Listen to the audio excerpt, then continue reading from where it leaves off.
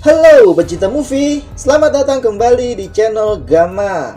Di video kali ini, saya akan kembali merangkum sebuah alur film India. Dan film kali ini berjudul Kulasami.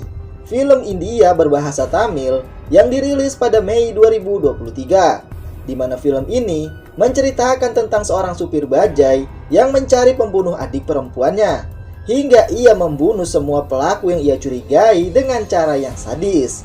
Siapakah pembunuh adiknya? Dan seperti apa rangkuman alur ceritanya? Selamat menonton!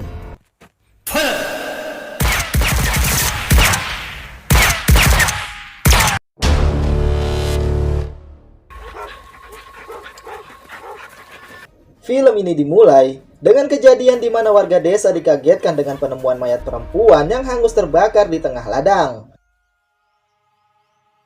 Polisi pun tiba di TKP yang dipimpin oleh Subinspektur Dharmaraj.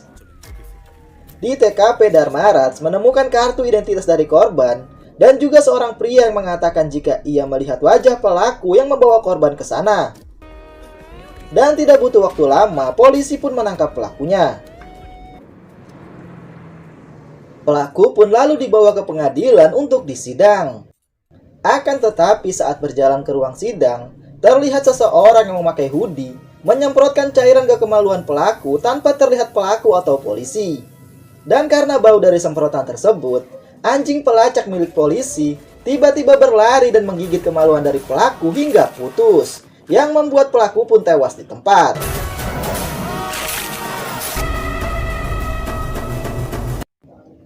Saat Dharmaraj dan atasannya Murukayan memeriksa CCTV pengadilan, mereka pun menemukan jika pelaku penyemprotan memakai sebuah gelang yang terlihat sama dengan gelang seorang supir bajai yang juga berada di pengadilan pada hari yang sama. Dan dari informasi, jika supir bajai tersebut biasa mengantarkan korban ke kampus setiap hari, dan supir bajai itu pun sudah dianggap sebagai kakak laki-laki oleh korban. Atasan Dharmaraj pun berasumsi jika supir bajailah pelaku penyemprotan di pengadilan. Dharmaraj dan atasannya pun langsung pergi menangkap supir bajai yang sedang mengantarkan jenazah untuk dikremasi. Supir bajai tersebut bernama Sarusangu. Tetapi ketika dibawa ke pengadilan, polisi tidak memiliki cukup bukti kuat untuk membuktikan Sangu adalah pelakunya. Ditambah tim pembela menunjukkan bukti foto jika gelang pelaku penyemprotan dengan gelang milik Sangu berbeda. Dan alasan Sangu berada di pengadilan pada hari yang sama, yaitu untuk membayar denda karena bajainya ditilang. Sangu akhirnya dibebaskan dan sidang pun ditutup. Case dismissed. Next. Sangu memiliki adik perempuan bernama Kalai, seorang mahasiswi kedokteran. Tetapi Kalai meninggal beberapa bulan lalu karena dibunuh. Sangu belum mengkremasi jasad sang adik, tetapi ia justru menyumbangkannya ke kampus tempat adiknya dulu belajar untuk dipelajari oleh mahasiswi kedokteran. Bahkan setelah beberapa bulan penyelidikan, Dharmaraj masih belum menemukan siapa pelaku yang membunuh adik Sangu. Dan polisi hanya memiliki satu bukti petunjuk sampel darah yang langka, yaitu O negatif dari TKP. Rare group. No use. உனக்கு யார் மேலே சந்தேகம் தான் சொல்லு.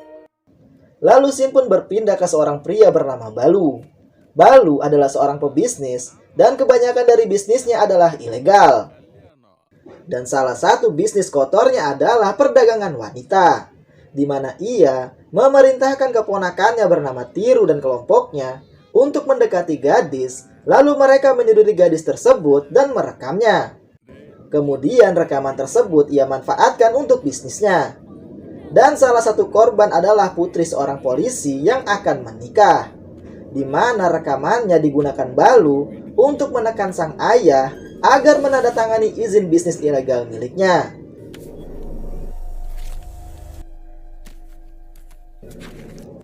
Lalu scene pun kembali berpindah ke seorang pria atau tukang ledeng yang sedang memperbaiki pipa air di balkon atas sebuah rumah, di mana pria tersebut terlihat tergoda dengan putri pemilik rumah yang sedang belajar di balkon atas. Pria itu pun mencoba memperkosanya. Tetapi karena melihat ibu gadis tersebut naik ke balkon untuk menjemur pakaian, pria itu pun lalu membekap mulut sang gadis kemudian bersembunyi.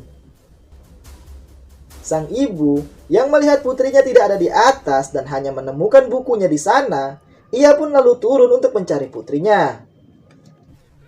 Namun naasnya sang gadis justru meninggal karena tidak bisa bernafas saat dibekap oleh pria yang ingin memperkosanya. Melihat gadis tersebut mati, pria itu pun lalu melarikan diri. Sedangkan ibu korban yang tidak menemukan putrinya di rumah, ia pun meminta suaminya untuk mencari. Dan ketika sang suami naik ke atas balkon untuk mencari, ia pun sangat terkejut ketika mendapati putrinya yang sudah tergeletak tak bernyawa di balkon atas rumah. Tidak lama kemudian, Dharmaras dan polisi tiba di sana dan melakukan olah TKP. Setelah selesai, terlihat Sangu yang sedang mengantar penumpang lewat di sana. Karena masih di lingkungan yang sama, Sangu lalu berhenti kemudian turun dan bertanya pada Dharmaras apa yang terjadi. Dharmaras pun memberitahukan jika seorang gadis telah dibunuh dan pembunuhannya terlihat serupa dengan kasus adik Sangu.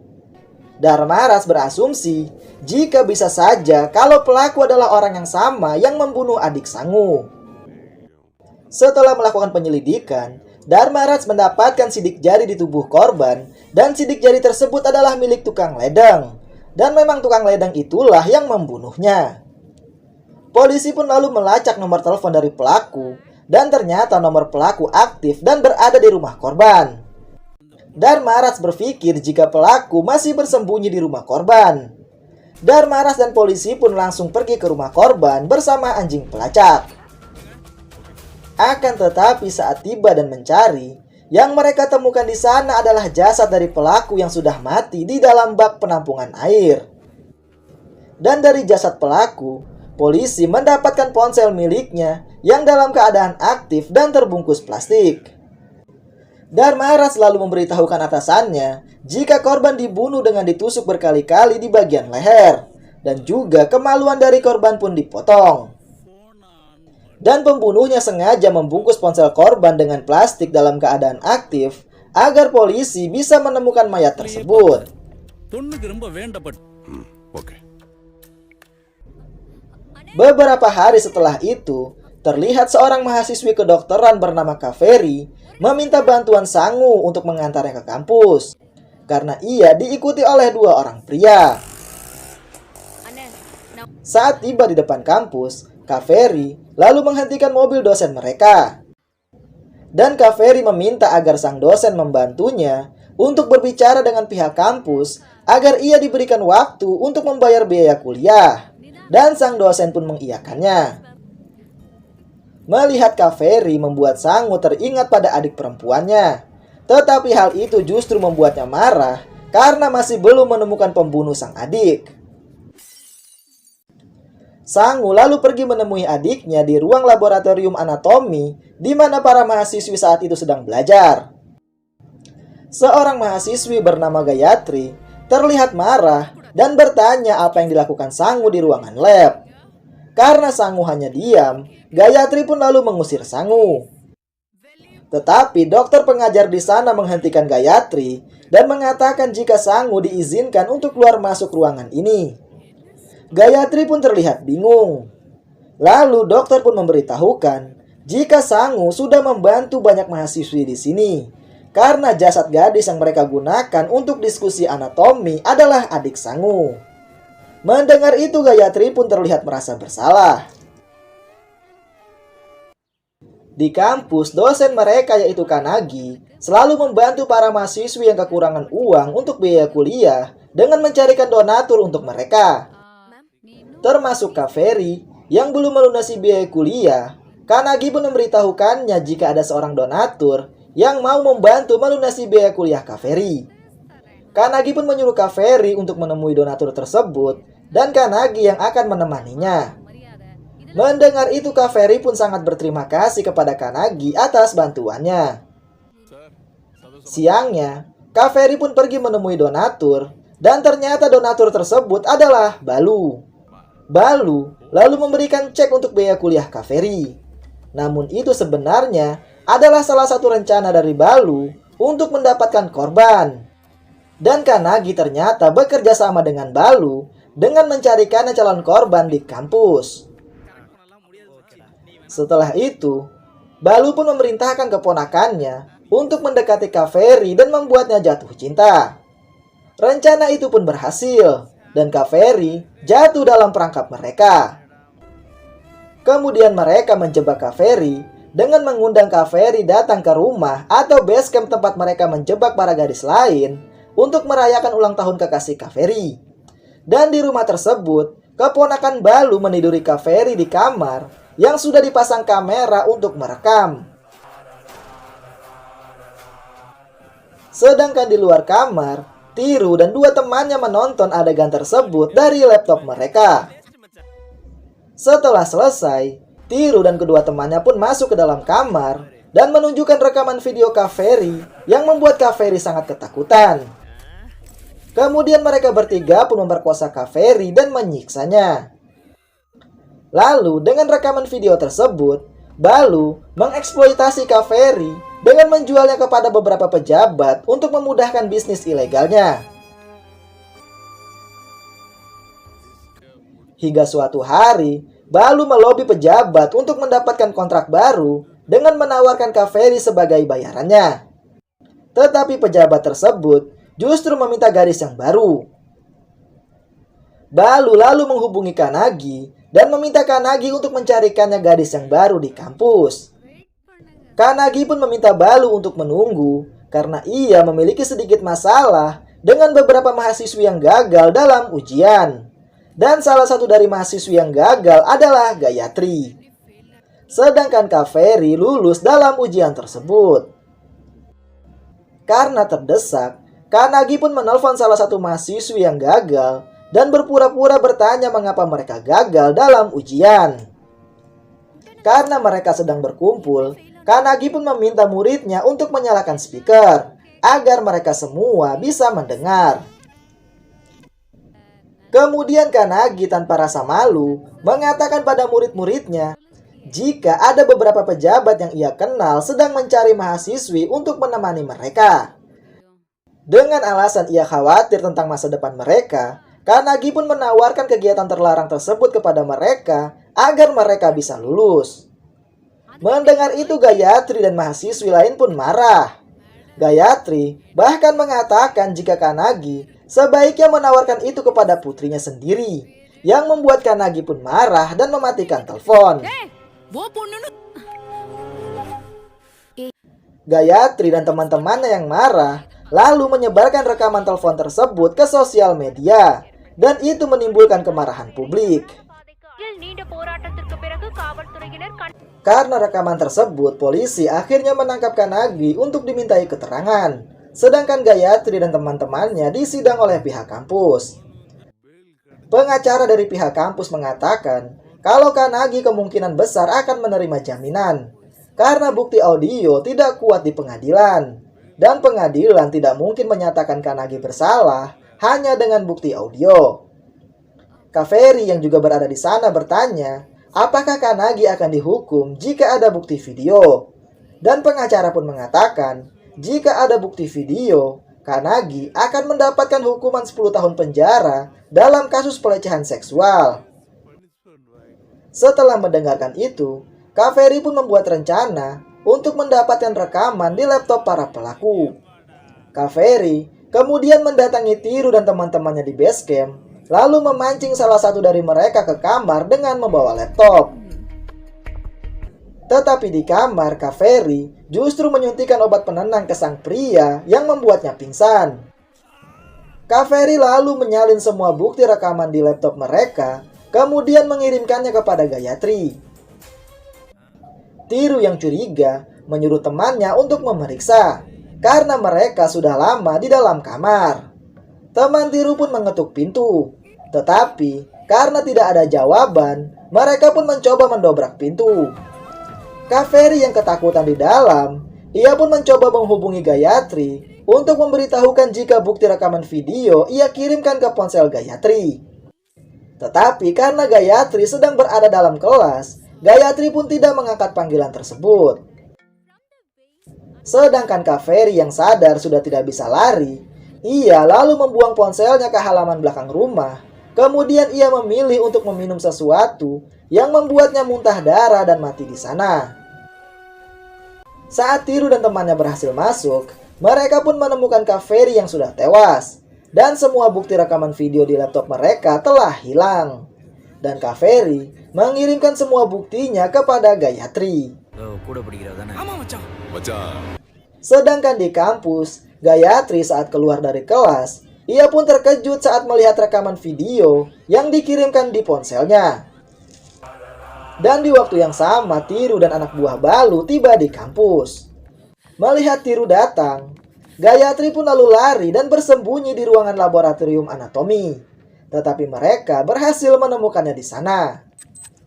Akan tetapi saat mereka ingin menyerang Gayatri yang berdiri di samping jasad adik Sangu, Sangu tiba-tiba berada di sana dan menghajar semua anak buah Balu.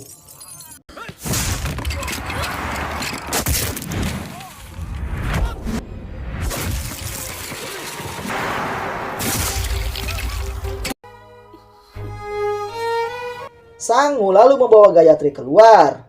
Tetapi saat di luar, Tiru mencoba melempar botol ke arah Gayatri. Namun Sangu menarik Gayatri dan botol itu justru mengenai kepala supir bajai yang juga teman Sangu yang berada di belakang Gayatri. Karena mengalami pendarahan, Sangu pun membawanya ke rumah sakit. Setelah diperiksa oleh dokter dan karena mengalami pendarahan yang parah, dokter pun membutuhkan donor darah untuk teman Sangu. Namun darah yang dibutuhkan langka karena golongan darah teman Sangu adalah O negatif. Sedangkan di luar, Sangu bertanya mengapa orang-orang tadi mengejar Gayatri. Gayatri pun lalu menceritakan apa yang dialami Kaveri dan juga masalah Kannagi. Gayatri mengatakan kalau ia akan memberikan bukti video tersebut kepada polisi. Di waktu yang sama, Dharmaraj tiba di rumah sakit dan bertemu dengan Sangu dan Gayatri. Lalu perawat datang memberitahukan Sangu kalau temannya membutuhkan darah O negatif. Akan tetapi esok harinya, teman Sangu justru terlihat diseret di jalan, kemudian dibunuh, dan mayatnya diikat di tengah-tengah pohon. Dharmaraj dan polisi pun tiba di TKP untuk memeriksa dan mengamankan lokasi. Begitu juga dengan Sangu dan Gayatri yang datang ke sana. Melihat teman Sangu dibunuh dengan sadis, Gayatri pun merasa jika orang-orang yang mengejarnya lah yang membunuh teman Sangu untuk menakut-nakuti dirinya.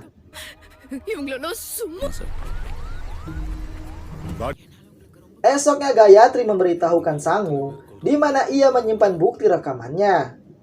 Dan bukti itu ternyata ia simpan di bawah jasad adik Sangu. Sangu lalu pergi untuk mengambilnya. Akan tetapi saat tiba di sana, dokter memberitahukan kalau manajemen kampus memerintahkan mereka untuk membuang jasad adik Sangu. Karena pada umumnya mereka menyimpan mayat di lab hanya beberapa bulan saja. Lalu kita pun diperlihatkan kejadian tentang adik Sangu sebelum dibunuh. Di mana adik Sangu yaitu Kalai lulus sekolah dengan peringkat terbaik, lalu mendaftar di Universitas Kedokteran.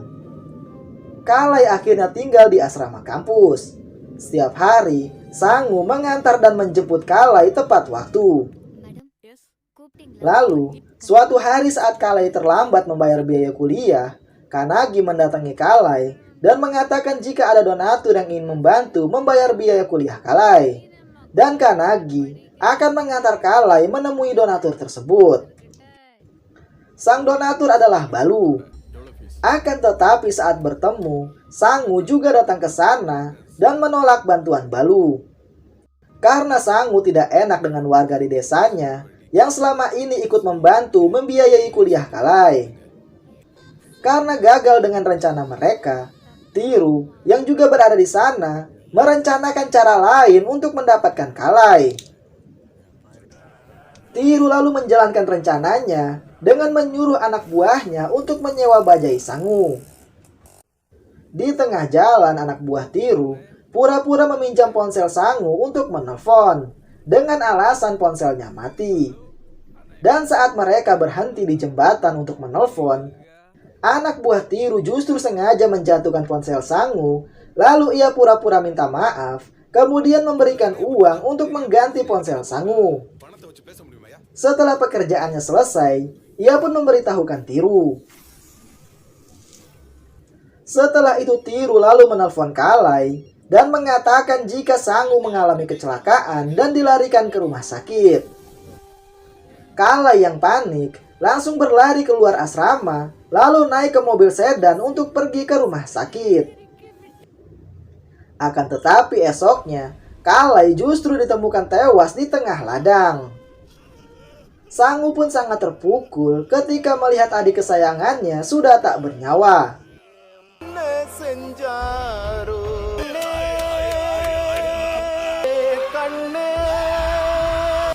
Mayat Kalai lalu dibawa ke rumah sakit, dan di rumah sakit, Sangu memberitahukan Dharmaraj kalau ia akan menyumbangkan jasad Kalai ke kampus tempat adiknya belajar. Karena kampus sudah tidak membutuhkan jasad Kalai, Sangu pun akhirnya mengkremasi jasad adiknya bersama Gayatri dan kerabatnya. Lalu esoknya Sangu dan Gayatri mencoba menghubungi nomor Kaveri, tetapi ponselnya tidak aktif. Gayatri yang belum tahu jika Kaveri sudah mati, ia pun merasa khawatir dengan keselamatan Kaveri. Gayatri merasa kalau mereka harus meminta bantuan polisi yang berpangkat tinggi untuk menyelesaikan masalah ini. Kemudian Paman Sangu mengatakan jika ia pernah bekerja untuk keluarga dari seorang kepala inspektur. Lalu ia pun memberikan nomor kepala inspektur tersebut kepada Sangu. Esoknya Sangu dan Gayatri bertemu dengan polisi tersebut di sebuah jalan terowongan. Saat bertemu, sang polisi mengatakan demi keselamatan Gayatri, ia akan membawa Gayatri ke kantor sebelum pergi ke pengadilan esok harinya. Dan mereka pun setuju. Gayatri pun lalu ikut bersama polisi tersebut. Sedangkan di tempat lain, seorang anak menemukan ponsel Kaveri dan menyalakannya. Saat ponsel Kaveri aktif, Sangu pun mendapat pemberitahuan pesan di ponselnya terkirim. Sangu langsung menghubungi nomor Kaveri dan ibu dari sang anak yang mengangkat. Sangu mengatakan jika ponsel tersebut milik adiknya yang hilang. Dan ia pun meminta penemu ponsel untuk mengirim lokasinya dan ia akan pergi untuk mengambil. Setelah mendapatkan lokasi, Sangu langsung pergi ke sana. Saat bertemu, Sangu pun bertanya di mana mereka menemukan ponsel tersebut. Dan sang anak mengatakan jika ia menemukannya di belakang rumah tempat ibunya bekerja. Lalu Sangu pun meminta mereka untuk mengantarnya ke sana. Sementara Gayatri justru dibawa ke sebuah rumah oleh sang polisi. Di sana sang polisi pun meminta ponsel Gayatri untuk memeriksa bukti rekaman videonya. Akan tetapi ternyata rumah tersebut adalah base camp dari Balu dan tempat Tiru dan teman-temannya memperkosa para gadis. Dan polisi tersebut ternyata salah satu komplotan mereka. Mereka lalu membuat Gayatri pingsan dan membawanya ke kamar untuk diperkosa. Akan tetapi sebelum mereka melakukan aksinya, Sangu masuk ke dalam rumah dan langsung menghajar keponakan Balu.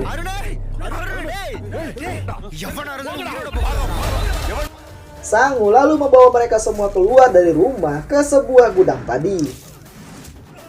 Di sana Sangu menghajar semua anak buah Balu, termasuk Balu dan juga sang polisi, yang membuat mereka semua tak sadarkan diri.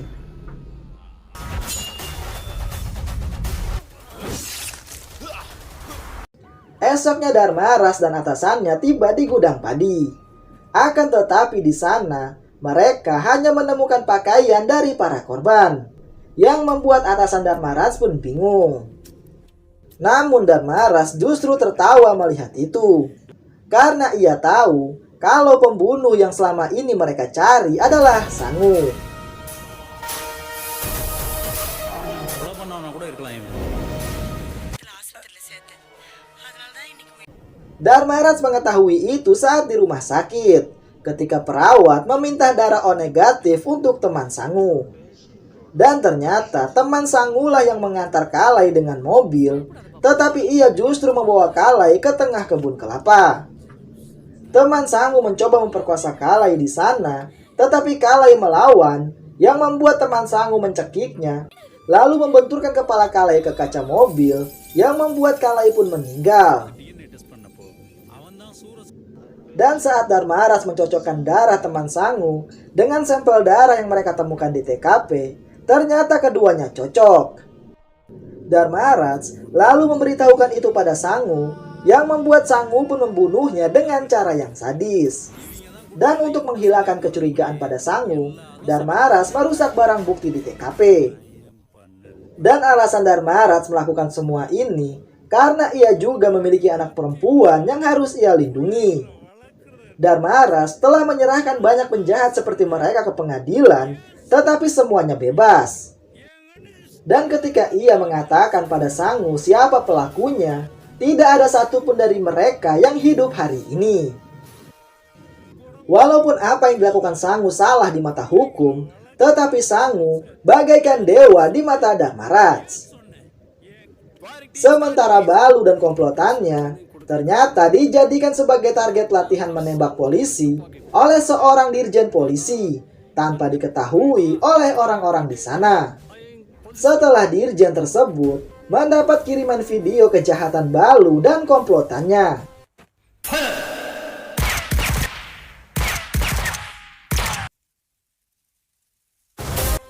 Dan film pun selesai. Itulah rangkuman alur dari film Kulasami, di mana Sangu akhirnya membalaskan kematian adiknya dan juga korban-korban yang lain dengan membunuh para pelaku dengan cara yang sadis. Sekian video kali ini, dan nantikan video selanjutnya. Terima kasih sudah menonton, dan sampai jumpa.